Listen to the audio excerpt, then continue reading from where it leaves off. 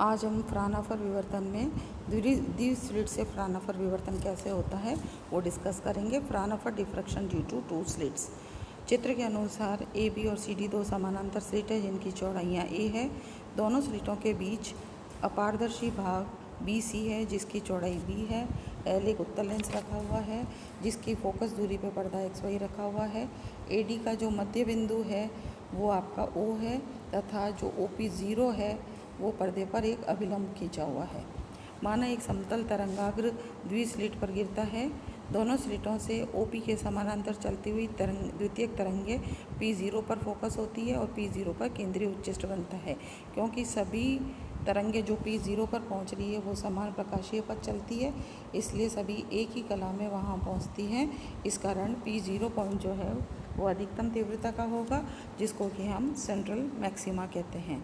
अब हम आनति थीटा पर चलती हुई द्वितीयक तरंगों को कंसीडर करें तो एकल स्लिट से जो हमने देखा कि एकल स्लिट में सभी बिंदुओं से उत्पन्न थीटा कोण पर झुकी द्वितीयक तरंगों का परिणामी आयाम ए निकाला था हमने।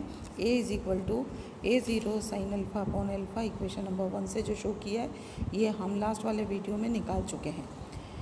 तथा जो परिणामी तरंग की कला है वो अल्फ़ा होती है, तो अल्फ़ा होता है हमारे पास alpha is equal to pi by lambda into path difference, और पाथ डिफरेंस सिंगल स्लिट में था हमारे पास ए साइन थीटा। लेकिन स्लिट के किनारे वाले बिंदुओं से उत्पन्न तरंगों के बीच कलांतर 2 अल्फ़ा होता है। अतएव अल्फ़ा कलांतर वाली तरंग ए बी तथा सी डी के मध्य बिंदु क्रमशः S1 और S2 को मान सकते हैं। इस प्रकार दोनों स्लिट को कला संबंधी स्रोतों के तुल्य जो स्लिटों के मध्य बिंदु S1 और S2 पर स्थित हैं एवं जिनके कोण थीटा पर झुकी हुई है उनके आयाम A sign alpha upon alpha होंगे। फलतः P1 पर परिणामी आयाम समान कला अल्फा के दोनों स्रोतों से P1 पर पहुंचने वाली तरंगों के व्यतिकरण के कारण होगा। S1 और S2 से P1 पर पहुंचने वाली तरंगें जो है इसके अंदर पथांतर अगर निकालें तो ए से हमने परपेंडिकुलर ड्रॉ किया, जो पथांतर डायग्राम में जो शो कर रहे हैं वो हो गया S2K। डायग्राम की ज्योमेट्री से S2K क्या हो गया आपके पास, S2K is equal to S1 S2 sine of theta. और S1 S2 क्या चीज़ है, ये डिस्टेंस लेंगे S1 S2 के बीच का, तो ये डिस्टेंस जो पहले ओपन था ये टोटल ए लिया था, सेंटर पे S1 लिया है, तो ऊपर वाला पार्ट हो गया A/2, फिर A/2, बीच का ओपेक पार्ट हो गया B, फिर ये स्लिट को दो पार्ट में A/2 और A/2, तो S1 S2 के बीच की दूरी कितनी हो गई A/2 plus B plus A/2 that is A plus B। तो वो डिस्टेंस रख दिया हमने S1 S2 A plus B sine of theta. अब दोनों के बीच में जो कलांतर है दोनों स्लिट के उसको हम बीटा मान लेते हैं, तो हम लिख सकते हैं 2 beta is equal to 2 pi by lambda into path difference. और अब जब दो स्लिटों के कारण पाथ डिफरेंस कितना है A plus B sine of theta, जिसको समीकरण 4 से दर्शाया गया है। अतः P1 बिंदु पर परिणामी आयाम ज्ञात करने के लिए हम आयामों के सदिश योगों की सहायता लेंगे, और जो जैसा कि डायग्राम में दिखाया गया है जो PQ है और QD है वो एकल स्लिट के आयामों को व्यक्त करते हैं, और इन दोनों के रिजल्टेंट को शो करने के लिए हमने इसको ज्वाइन किया, तो ये हो गया PD से परिणामी आयाम R को हम व्यक्त करते हैं। तो इस डायग्राम से जब हम देखेंगे डिस्टेंसेस तो PQ और QD दोनों सिंगल स्लिट्स के कारण है, PQ फर्स्ट स्लिट के कारण, QD सेकंड स्लिट के कारण, और ये एंगल जो 2 बीटा शो कर रहे हैं वो फर्स्ट और सेकंड स्लिट के बीच का फेज डिफरेंस है। तो PQ कितना आ गया हमारे पास, PQ is equal to QD is equal to A0 sine alpha upon alpha, जो कि सिंगल स्लिट के कारण रिजल्टेंट एम्पलीट्यूड की वैल्यू है। अब दोनों के बीच में कलांतर हमें पता है 2 बीटा है, तो एंगल DQF 2 बीटा हो जाएगा। डायग्राम की ज्योमेट्री से अगर PD स्क्वायर कैलकुलेट करें तो PD square is equal to PQ square plus QD square plus 2PQ into QD cos of DQF, और इनमें सब में वैल्यूज़ रख देते हैं, सब पता है अपने को।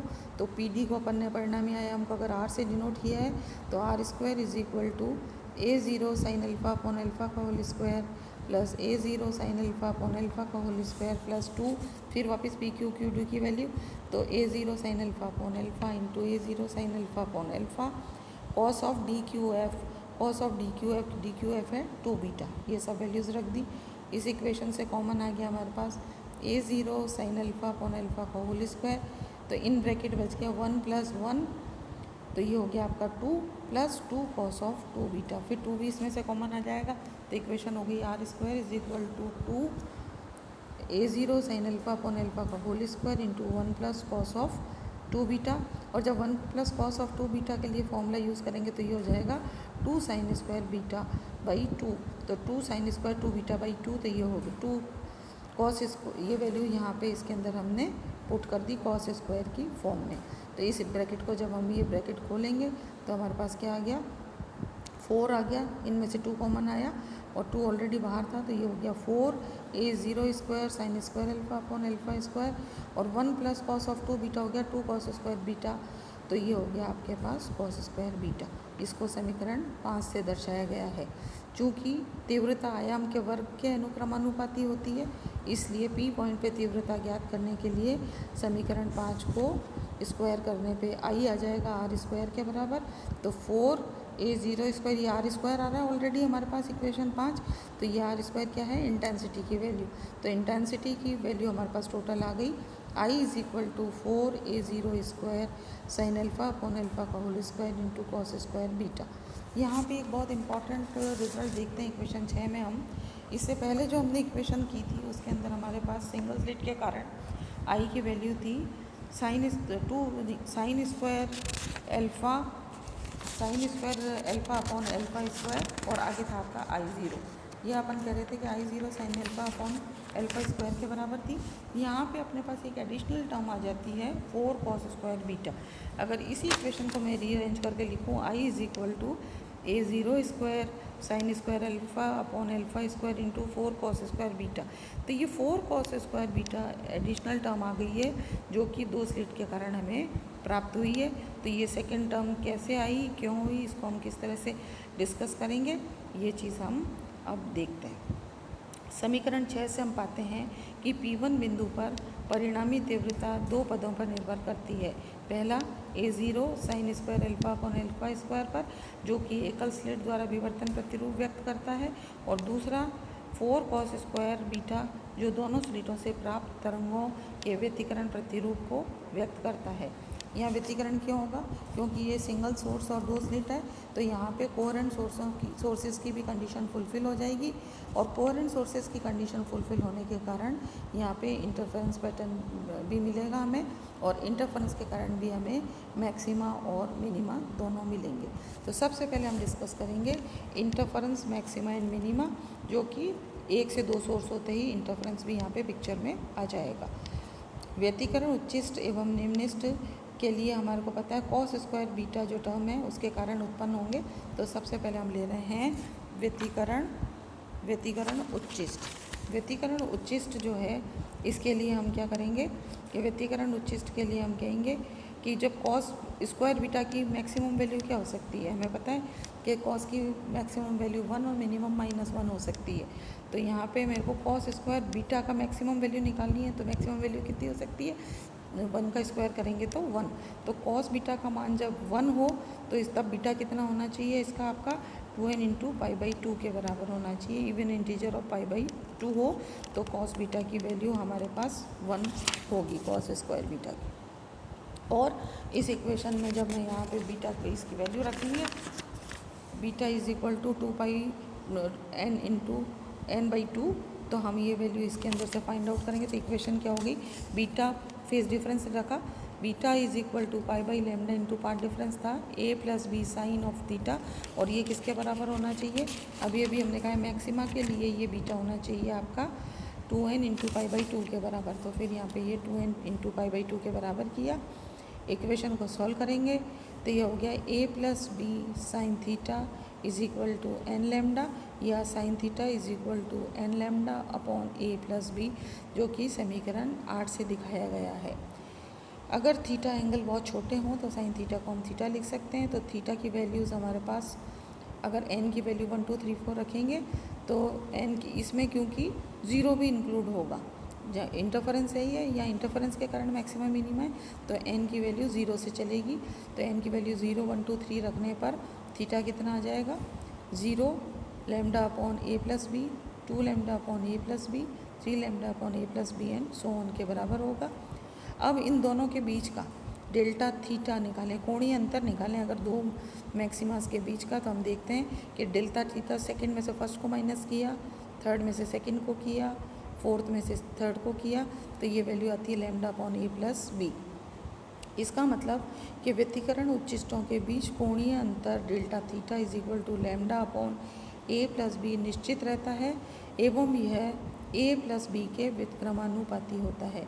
इसी तरह व्यतिकरण निम्निष्ठ भी समान दूरी पर बनते हैं, वो अभी हम आगे कैलकुलेट करेंगे। व्यतिकरण निम्निष्ठ के लिए है कॉस बीटा की मिनिमम वैल्यू क्या हो सकती है, हमें पता है -1 होती है, लेकिन अगर वो स्क्वायर में होगी तो +1 हो जाएगी तो मैक्सिमम हो जाएगी, इसलिए हम कॉस बीटा की वैल्यू को 0 लेंगे यहाँ पे मिनिमम में। तो कॉस बीटा का मान कितना हो गया 0, तो बीटा हो गया आपके पास odd integer of π/2 means 2n + 1 × π/2 के बराबर।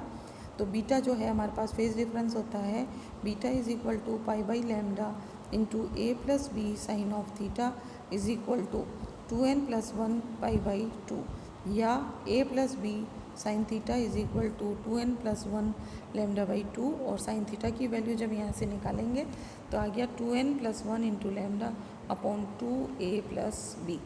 अब यहाँ पे फिर वापस n की वैल्यू 0, 1, 2, 3 रख देंगे तो हमारे पास थीटा की वैल्यू आ जाएगी lambda upon a plus B, similarly 3 lambda upon 2a plus B, फिर 5 lambda upon 2a plus B. और ऊपर जैसे हमने कोणीय अंतर निकाला है उच्चिष्टों के बीच में, उसी तरह दो निम्निष्टों के बीच में कोणीय अंतर निकालें तो हम देखते हैं कि वापस हमारे पास जो कोणीय अंतर है वो आता है lambda upon a plus B. अर्थात जो व्यतिकरण निम्निष्ट है वो भी समान दूरी पे बनते हैं और उनके बीच का कोणीय अंतर जो है वो lambda upon a plus B से हम व्यक्त कर सकते हैं। कल के लेक्चर में हम व्यतिकरण के कारण उच्चिष्ट निम्निष्ट और उन पे तीव्रता में किस तरह से चेंजेस होते हैं वो डिस्कस करेंगे।